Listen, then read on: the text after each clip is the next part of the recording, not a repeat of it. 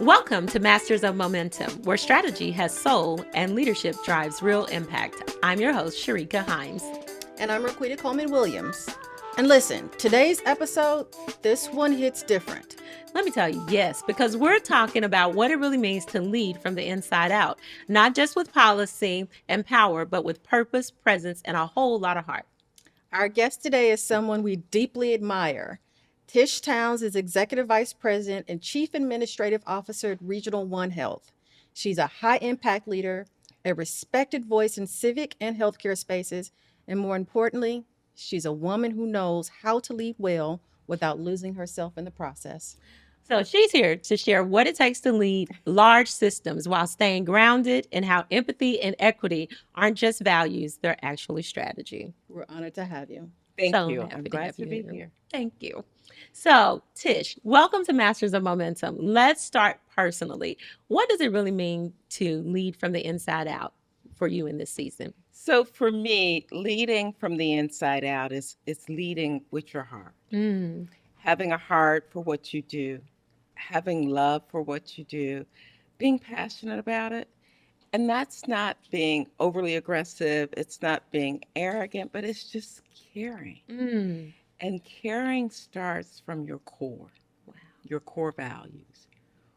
What is it that you care about? Mm. Caring starts from your core. It starts That's a powerful statement. I think we should just sit with that for a minute. Caring starts from your core.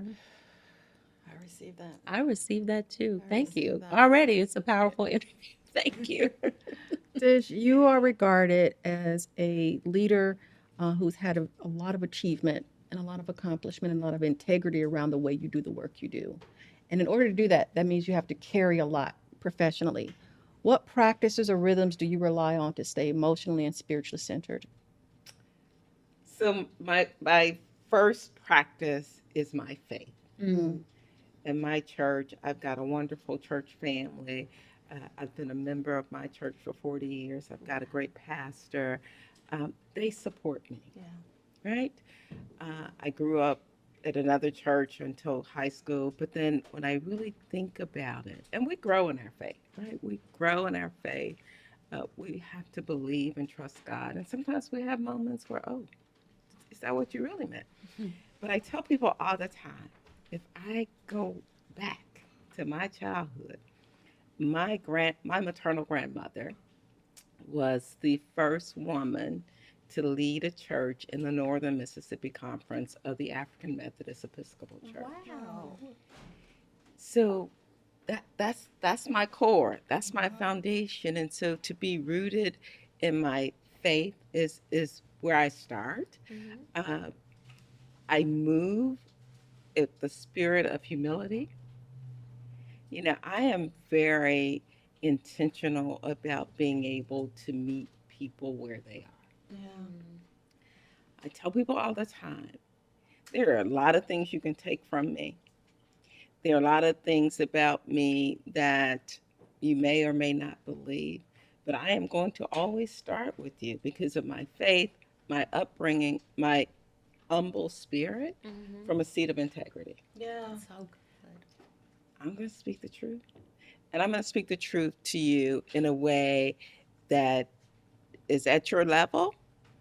I'm responding to who you are as a person because of all the things you can take from me, what you can't take from me is my honesty and my word. And so Mm. I just want to be true to the work, true to the spirit, true to the people. Yeah. That's so good. So good. And, Thank you. sometimes it's not always, the truth isn't always easy, Mm-mm. but we have to speak the truth Yeah. and be humble about it. And hearing that from someone who is in executive leadership to talk about truth, which is one of the things I think is probably early on very impactful for folks going into leadership, is they put that on the table as a negotiable, and you shouldn't. Your integrity has to be non-negotiable. No one can take your integrity from you, Yeah. but you can lose it. Yeah. Oh, absolutely. Yeah. Distrust is a real thing. Distrust is disruptive. Mm-hmm. And so you've got to lead from a place of trust, whether it's your team members, your colleague, whoever it is. Mhm. People have to trust you. Mm-hmm. Because when you trust me, and I've proven to you Mhm. throughout every walk of my life that you can, then we can move and we can make things happen. You can have momentum. We can To have have momentum. momentum. Exactly. I Built on love trust. that. Absolutely. We have momentum when we are transparent with each other and we Mhm. have respect. Absolutely. And that isn't that we always agree, Mm-mm. it is that we seek to understand one another So and we're good. transparent. We So move so with far, momentum. we're going to keep up with these nuggets of wisdom. So you've got to care from your core. Yes. You've got to make sure that you maintain your integrity, and you have to remember that that's the one thing people cannot take from you, but you can lose it. You can lose it. That's a good pause. So now, Tish, you've mastered leading from the inside out. What are some of your daily or internal practices that keep you aligned emotionally, steady at the executive level? So I start every morning with the daily scripture. Okay.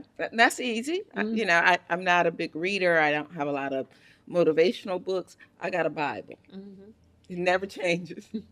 I got a Bible. So I start each day reading a daily scripture, and it's from the Bible app. It's not that I'm I looking love the out Bible app. for, okay, what scripture am I going to read? What book am I in today? And then those scriptures, it is amazing to me that it's always the right scripture. Mm-hmm. And so I will journal them and put them on cards on my desk. The other thing that I do, I wake up focused on making a difference. Mm. And again, life is not easy. We have all these philosophical things, all these things we believe in, what we're going to do. I'm not going to let anybody disrupt me. Disruption happens. Mm-hmm. And so what I'm doing now is learning how to move beyond disruption. Oh. I don't want a situation to control my circumstance. I Mhm. want to control my circumstance. And I do that by learning how to respond not just to the positive. Again, if you're in any organization, whether you're employed or volunteering your time, there is disruption. Yes, So there how is. do somebody used the term today, stay above the fray. It's not even staying above the fray. How do you get through it? Yeah. Yeah. How do you get through it? Because there are many days that we all want to either give up Mm-hmm. or we want to hit somebody, maybe. I don't know. Right. And so Right. you just got to stay grounded in controlling your own circumstance. Good. And I believe, we've got a lot of stuff going on at Regional One Health right now. And you got to walk by faith. God Yeah. did not bring you this far to leave you. I sing in the choir. I didn't sing. I just Were you an was in the alto or choir. soprano? I was a soprano, but I was the worst.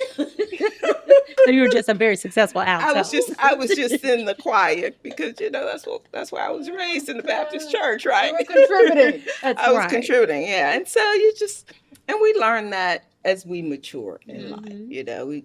You just learn, and every day, for me, there is a lesson about emotional well-being, Yeah. about being purposeful, understanding your passion.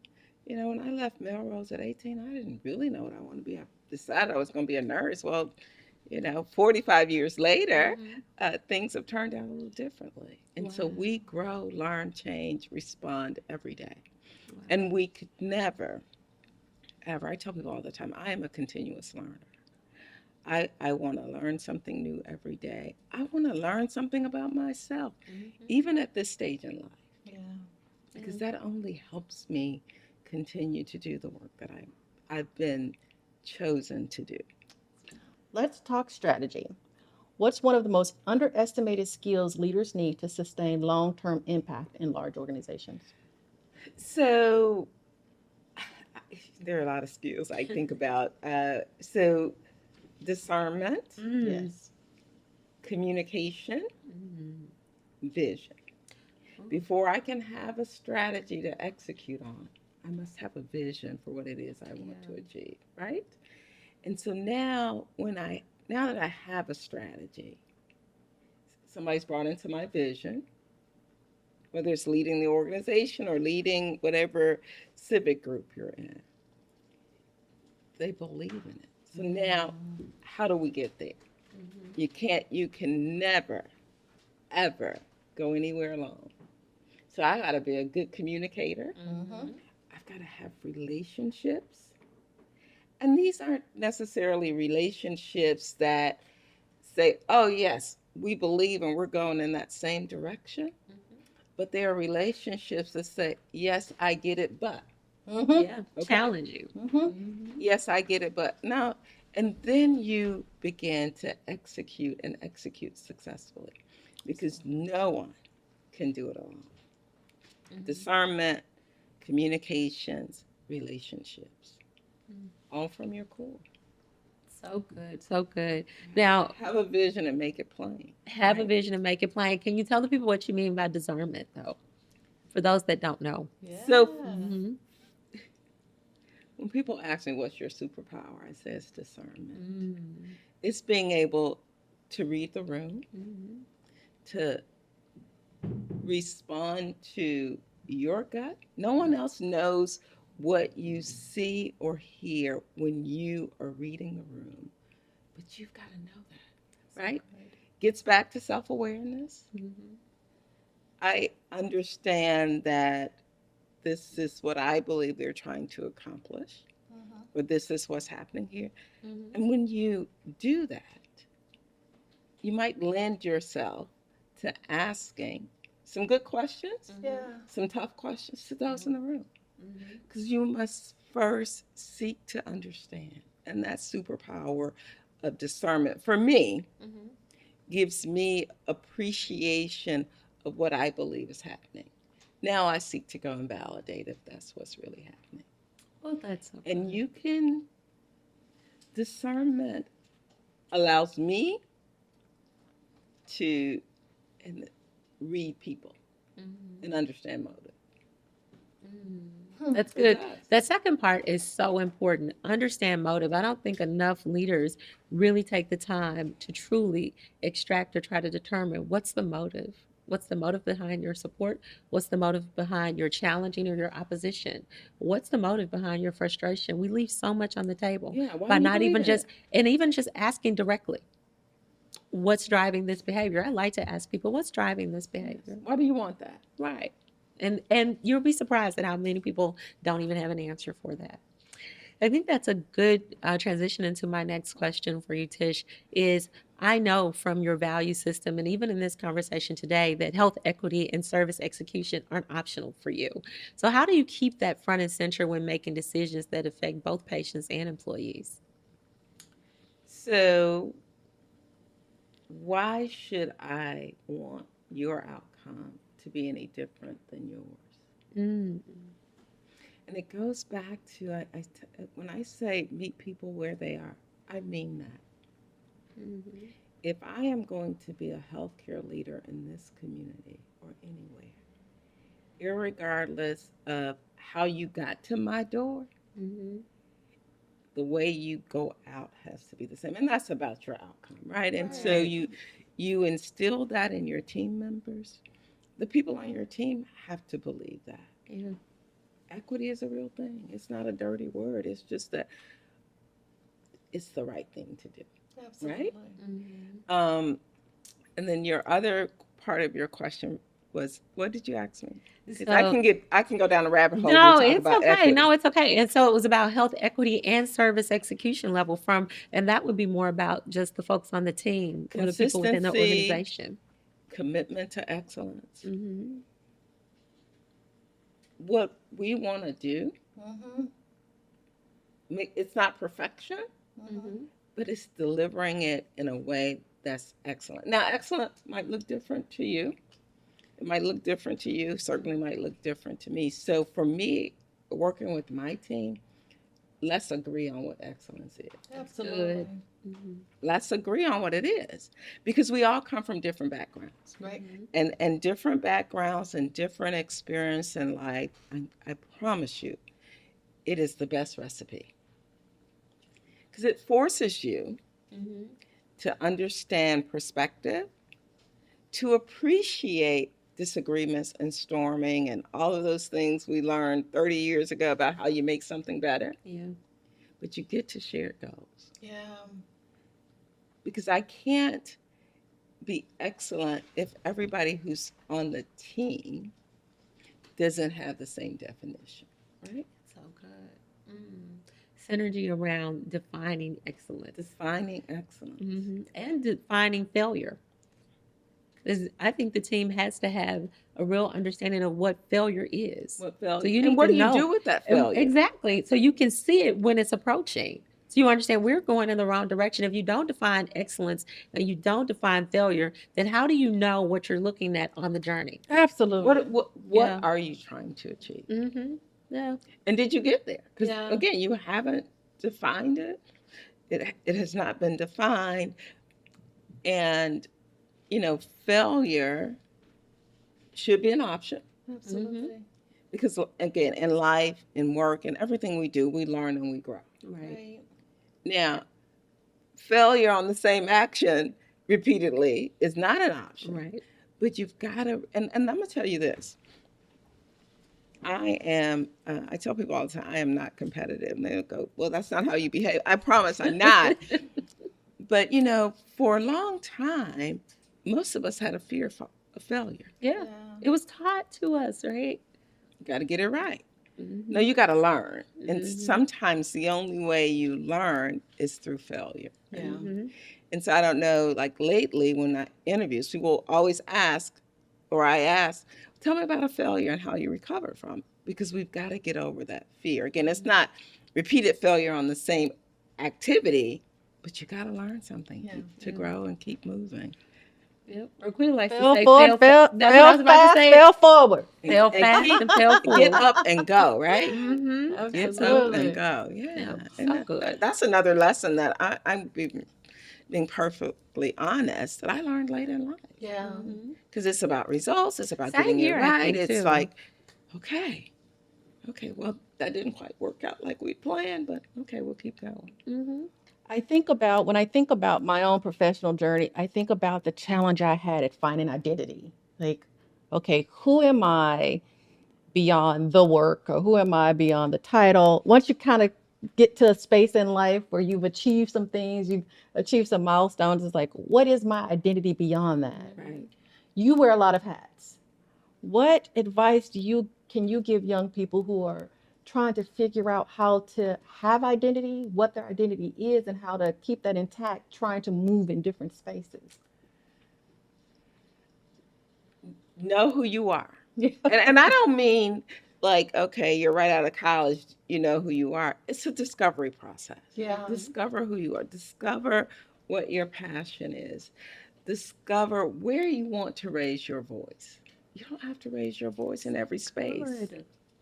So good. What has meaning to you?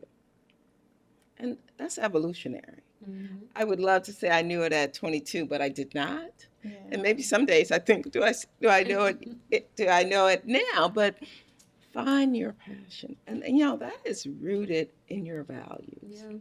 How you were raised, to care about people, to interact with people, to achieve what you have defined as successful. Okay.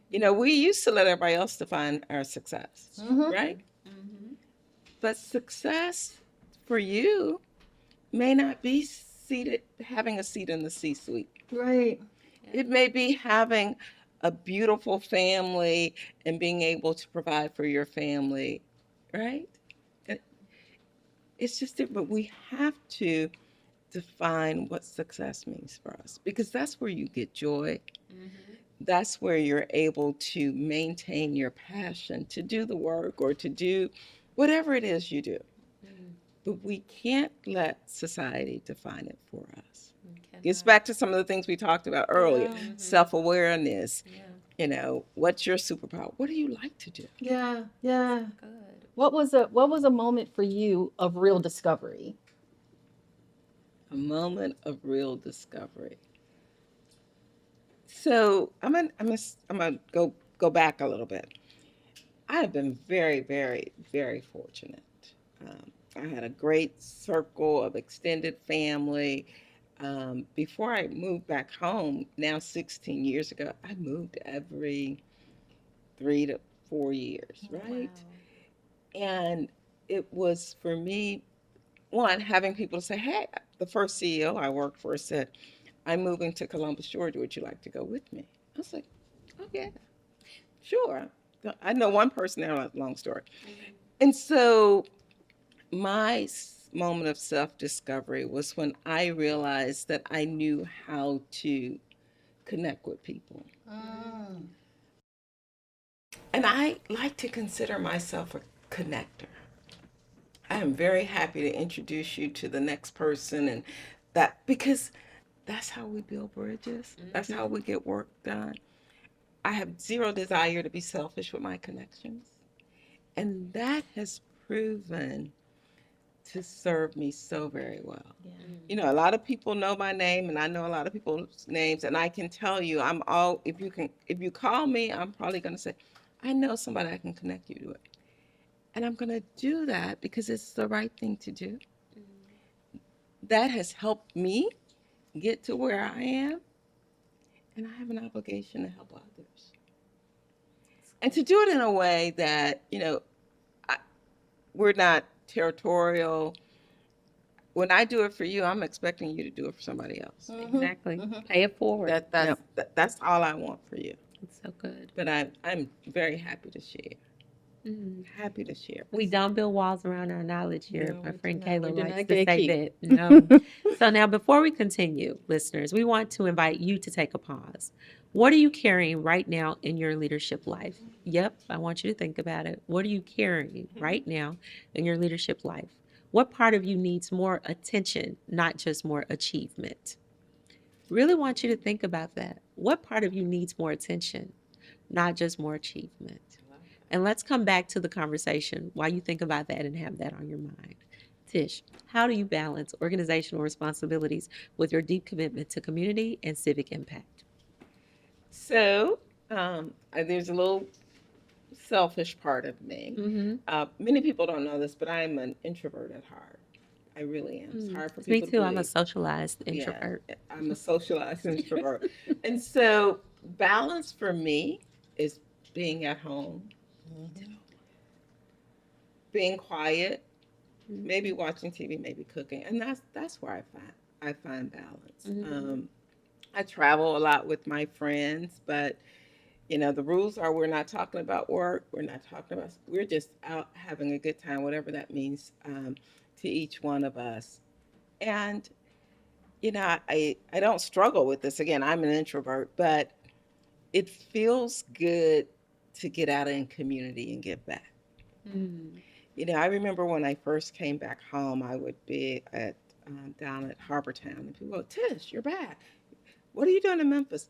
So that feels good, and that gave me, for the last 16 years, a sense of obligation to do things in my community, right?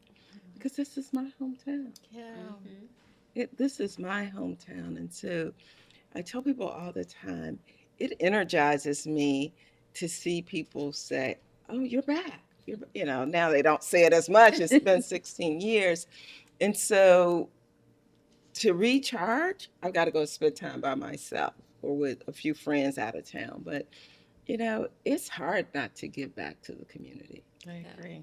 We found sanctuary in Harbortown as well, my family. Yes, yes, and again, back to finding that balance, but you know, we know our community needs us, right? Yeah. So Absolutely. just got to get out there and give it, and then you can go home, go for a walk, do whatever. But yeah, That's so good. Thank and you. I want to encourage young people um, as you go through life. You've got family, you've got work, and you have community. Yeah. Family, work, and community. Care about the community that you live in. Contribute to that community. And it doesn't have to be a 7 days a week. Find something in that community that you can impact to make better. There's so much opportunity in all of our communities So good. to help somebody else just have a better life. Absolutely. Help a kid find a playground. And often doesn't take much effort. No, it doesn't. Things we take for granted are like gifts of gold to other Yeah. people. Sometimes it's just information. Find something in your community that you can impact. Mm. I think one of the things that surprised me when we started this work is I expected that it would be the next generation that would need this type of format, that would need this experience. And I was surprised to find and to discover so many women who were successful but felt misaligned. There's so much noise around the performance, but not the purpose. What do you say to women who might be in our season of life that have had those milestone and successes, but still feel misaligned? So again, I don't know how old you ladies are, but I know I'm how 50. I I turned know how 50 I'm I know a few 48. months ago. I know how old I am. I graduated from high school 45 years ago. And so we were always we were raised that success is about working hard and working, the next promotion, the next Yeah. this. Mhm. That's how we were raised. Constant grind. Constant grind. Today, it's about now I believe in hard work. Of I course. Same here. grind. That's my nature. That's how I was raised. But you gotta find your purpose. You gotta define your why. Does this Yeah. work really move you? Yeah. Because if the work isn't moving you, you're getting your big check, you're going home and you're depressed and you're miserable. Yeah. Does the work align with your core values? Does it move you? Does it allow you to have purpose in life? Other than I'm going to the office, I'm going to get on the corporate jet, I'm going to do X, Y, and Z, but I'm going to go home and be empty. Yeah. Yes. Go home and be empty. Yeah, that's So you not know- alignment. Well, that is not alignment. That is not. What is your why? How does this align with what you believe? Yeah. And the impact that you desire to have. That's good. Mm. That's so good. We're And I taking a used to moment tell to people reflect all the too. time when I first started working, the new employees would come, and it's very sincere. And so I'd introduce myself, and I talk about being a native of Orange Mound, Tennessee. I love to say that.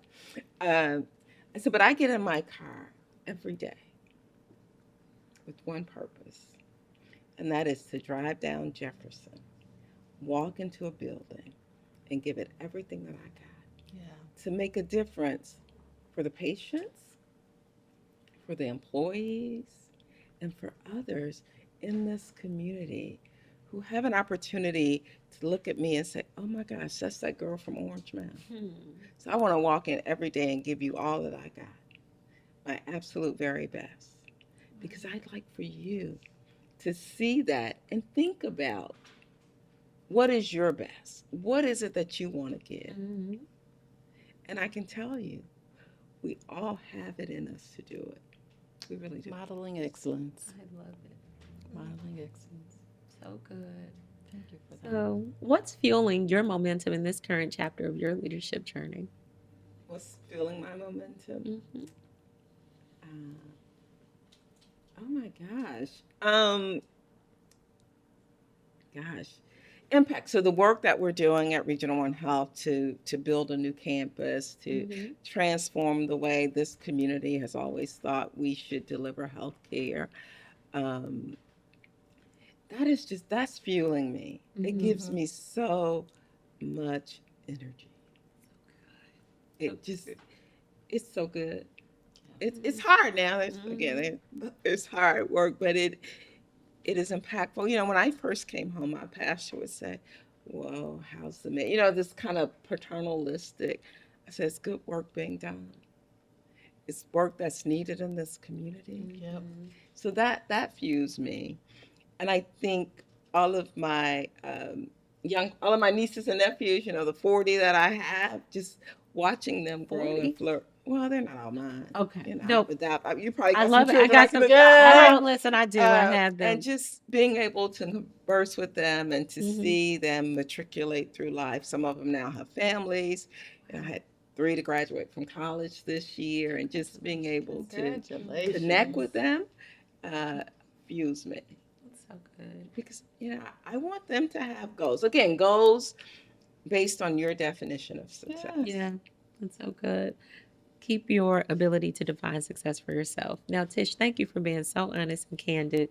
You reminded us that leadership is more than just about strategy you execute, but it's also about the soul that you protect. Thank you for that. Yes. Before we close, let our listeners know how they can stay connected with you and follow the incredible work happening at Regional One Health.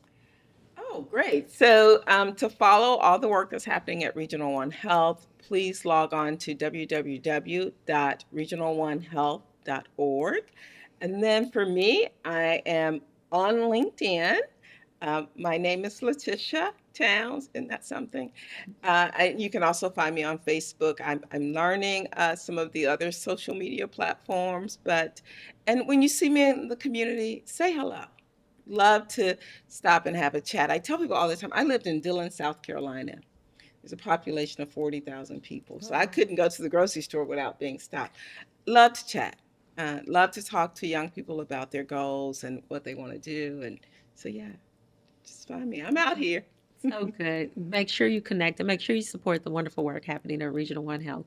Now, to everyone listening, this conversation has covered more than just insight. It has offered us space to pause, to reflect, and to realign all of us, even real time. If it resonated with you, do us a favor. Make sure that you subscribe so that you don't miss the next moment of momentum. Make sure you share it with someone who's leading something really big and carrying it quietly. And if you feel so led, leave us a review. We'd love to hear what's landing with you. This is what momentum looks like when it's rooted in wholeness. Thank you so much for joining us today.